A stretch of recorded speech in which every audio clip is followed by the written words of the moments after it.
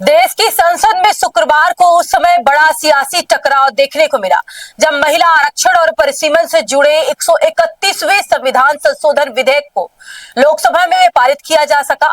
आवश्यक बहुमत न मिलने के कारण यह विधेयक गिर गया, जिसके बाद सत्ता पक्ष और विपक्ष के बीच आरोप प्रत्यारोप तेज हो गए। सरकार द्वारा लगाया गया यह विधेयक कई अहम बदलावों से जुड़ा था।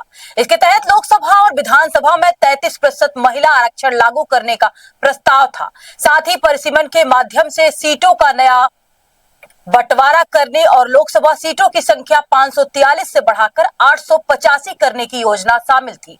लेकिन संविधान संशोधन के लिए जरूरी 2/3 बहुमत यानी 362 मतदान मिलने के कारण यह विधेयक पास नहीं हो सका। पक्ष में 258 मत पड़े, जो आवश्यक संख्या से कम थे।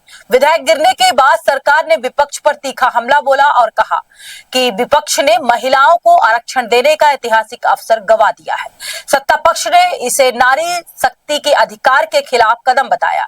वही विपक्ष ने इस विधेयक को संविधान पर हमला करार देते हुए कहा कि यह महिला आरक्षण के नाम पर चुनावी व्यवस्था में बदलाव की कोशिश थी।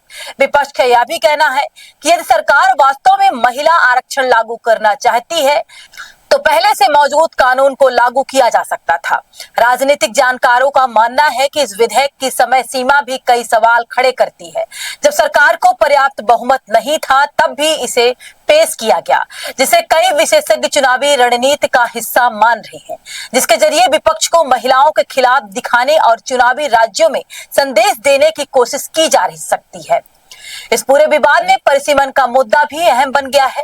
दक्षिण भारत के कई राज्यों को आशंका है कि नए सीट बंटवारे के बाद उत्तर भारत की राजनीतिक ताकत बढ़ सकती है, जिससे क्षेत्रीय असंतुलन पैदा हो सकता है। यही कारण है कि इस मुद्दे पर दक्षिण के नेताओं ने खुलकर विरोध जताया।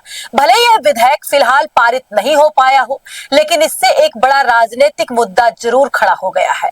आने वाले समय में महिला आरक्षण, परिसीमन और चुनावी रणनीति जैसे विषयों पर बहस और तेज होने की संभावना है।